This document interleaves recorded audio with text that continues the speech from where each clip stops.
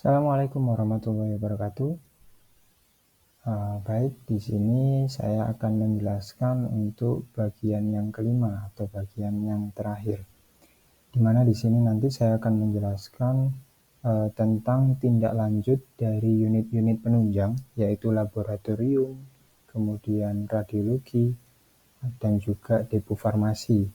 Di mana dari ketiga unit ini akan menerima pesanan lab, pesanan radiologi, ataupun pesanan resep atau obat dari asesmennya dokter yang sudah diinputkan. Nah, di sini saya sudah masuk ke dalam SIMRS dan kebetulan masuk di modul laboratorium. Nah, jadi ketika pasiennya nanti datang ke laboratorium, kemudian misalkan dia membawa kertas antrian, kemudian dia sampaikan bahwa mau melakukan pemeriksaan lab, maka nanti di dalam nomor antriannya itu biasanya ada nomor RM-nya. Nah, nanti petugas lab tinggal mencari saja pasien dengan nomor RM tersebut. Misalkan pasiennya adalah nomor RM 3236663.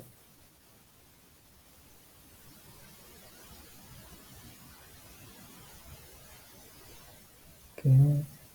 Nah, di sini akan muncul pasien atas nama Humairah. Jadi setelah dokter pada bagian ketiga tadi menginputkan pesanan untuk laboratorium, itu akan otomatis masuk ke unit laboratorium. Dan unit lab tinggal mencari saja data pasien ini. Jadi tidak perlu diinputkan lagi pesanannya atau tidak perlu melakukan klik tambah. Atau misalkan juga mau mencari pasien dengan namanya ya, Humairah.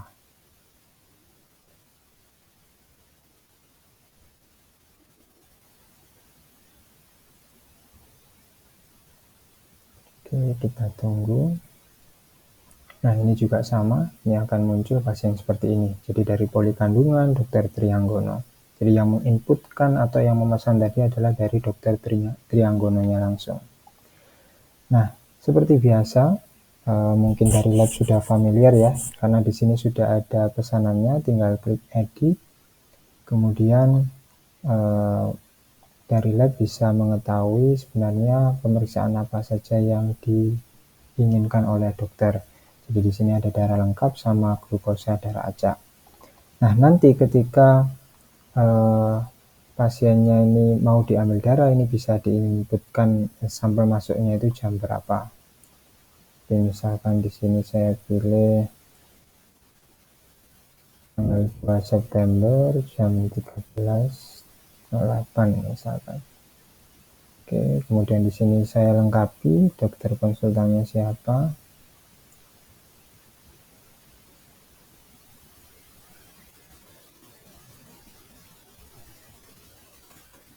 Saya pilih ya sebagai contoh saja. Kemudian petugasnya. Oke. Atau inputan lainnya mau dilengkapi bisa.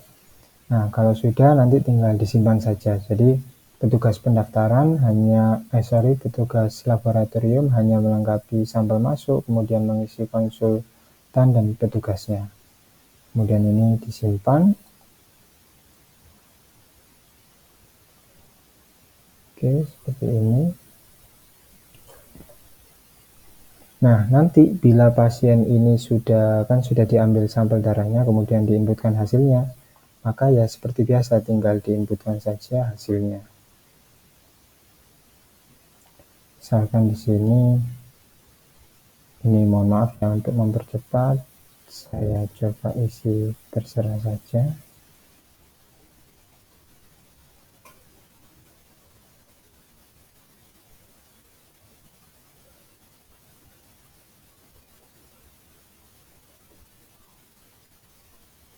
Oke, seperti ini. Kalau sudah nanti bisa disimpan. Jadi sebenarnya secara keseluruhan tindak lanjutnya itu sama seperti yang biasanya, cuma di sini dari lab atau radiologi tidak perlu menginputkan atau menambahkan pesanannya lagi, karena sudah dibuatkan oleh dokter lewat asesmen medisnya tadi. Nah, Kemudian untuk radiologi itu juga sama ya. Di assessment kita nggak ada contoh radiologi, tapi sebenarnya intinya sama dengan laboratorium. Tinggal nanti cari pasiennya saja, misalkan di sini saya cari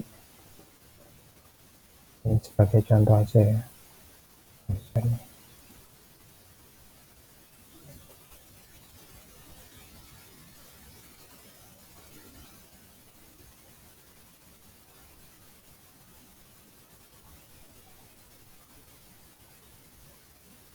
Ini misalkan nama pasien ini. Nah, ini kita bisa edit untuk melihat sebenarnya kebutuhannya apa dari asesmen dokter yang sudah diinputkan tadi. Jadi sama seperti biasanya dan juga seperti lab yang saya jelaskan tadi. Kemudian di unit yang terakhir, misalkan depo farmasi di sini, di rawat jalan ya, karena kita ini runningnya masih di rawat jalan, itu nanti di deponya akan ada tambahan submenu namanya e-resep. Nah, di sini depo farmasi bisa mendapatkan informasi e-resep yang sudah diinputkan oleh dokter melalui formulir asesmennya tadi. Oke. Nah, di sini kita dari farmasi bisa melihat di sini ada data pesanan dari poli kandungan atau dokter Trianggono atas nama pasiennya Humairah. Nah, ini nanti tinggal kita klik saja di sini untuk menindaklanjuti. Jadi diklik sini ya. Kalau klik yang sebelah sini, ini untuk pratinjau e-resep. Jadi untuk melihat pratinjau saja. Kemudian di bagian di warna biru muda ini adalah untuk mengarsipkan. Jadi supaya pesanan-pesanan e-resep ini nggak menumpuk, kalau sudah ditindaklanjuti bisa diarsipkan melalui tombol warna biru muda ini. Kemudian tombol gembok terbuka ini artinya e-resep ini dikembalikan ke dokter. Jadi misalkan ada obat yang mungkin pas di dokternya tadi ada stoknya, ternyata pas sampai farmasi tidak ada, nah itu bisa dikirimkan kembali ke dokter untuk dilakukan review atau diganti dengan obat yang lainnya. Atau ada kesalahan obat atau ada alergi obat yang baru disampaikan pasiennya, nah itu bisa dikembalikan resepnya melalui tombol yang warna merah ini. Kemudian untuk menindaklanjuti, jadi misalkan ini kita mau lihat, ini untuk menindaklanjuti kita klik tombol yang sebelah kanan ini. Oke. Nah, di sini ya sudah ada satu obat jadi. Misalkan mau diedit juga bisa. Misalkan mau melengkapi untuk etiketnya ya, di sini juga bisa. Oke. Kemudian misalkan mau menghapus, kemudian menambahkan obat barunya juga bisa. Nah, misal di sini ada nama obat lainnya yang mau diinputkan, misalkan dokternya melakukan susulan obatnya, nah ini bisa diinputkan di sini. Tapi alangkah baiknya lebih baik e-resepnya tadi dikembalikan saja ke dokternya supaya dokternya bisa menambahkan obatnya sendiri. Nah, di sini asam folat misalkan sudah benar ya. Nanti kemudian di sini ada obat racikan. Nah, ini yang karena obat racikannya tadi dari dokter adalah berupa catatan, maka dari farmasi harus membuatkan atau menginputkan obat racikannya ini. Nah, ini bisa diklik tanda di sebelah formulir obat non racikan ini, bisa diklik untuk ganti ke formulir obat racikannya. Oke, di sini misal saya pilih apotekernya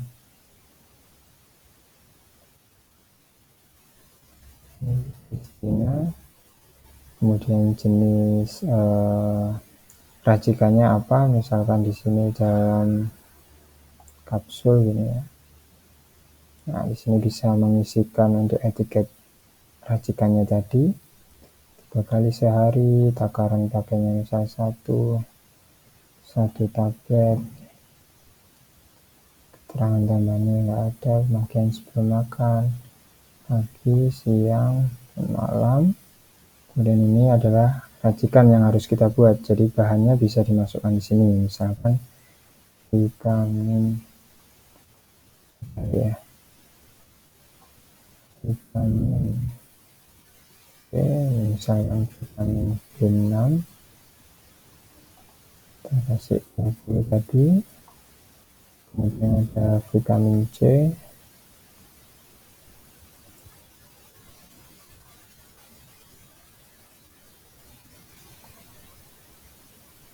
oke, 20. Nah, setelah kita buatkan seperti ini, di sini bisa ada total sama biaya raciknya sama total plus dengan biaya raciknya. Kalau sudah selesai membuat racikan, tinggal kita klik simpan, maka akan kembali ke formulir yang awal tadi. Jadi seperti yang ada di penjualan Cube, jadi ini digabungkan obat jadi dengan ada satu racikan seperti ini. Nah, kalau sudah selesai bisa dicek kembali apakah semuanya sudah benar. Kalau memang sudah benar, kita klik simpan di sini. Nah, ini ada peringatan nomor tidak boleh kosong. Misal ini nomor. Oke, kemudian di sini bisa mengisikan obat kronis atau tidak.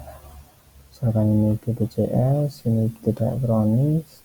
Misalkan ada diskonnya juga bisa masukkan lewat sini. Dan di sini juga ada yang balasannya 1000. Kalau memang sudah selesai, nanti kita simpan. Nah, di sini ada notif, data sudah tersimpan. Maka otomatis di sini datanya sudah disimpan.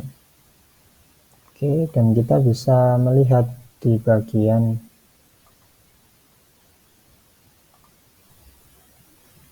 non-Cube ya. Jadi misalkan di sini ada itu di bagian non-Cube tadi.